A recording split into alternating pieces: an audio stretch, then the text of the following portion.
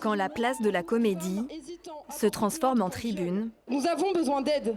Nous refusons fermement qu'un violeur et un défenseur de violeurs représentent le peuple, et notamment quand leurs postes ont pour mission la direction des institutions policières et judiciaires cruciales dans la lutte contre toutes les formes de violence.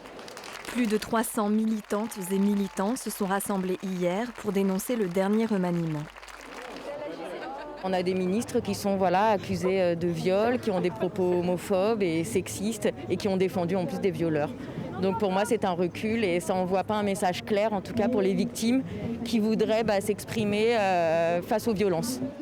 Ce rassemblement, organisé par 9 associations féministes et LGBT locales, a un seul but, fédérer.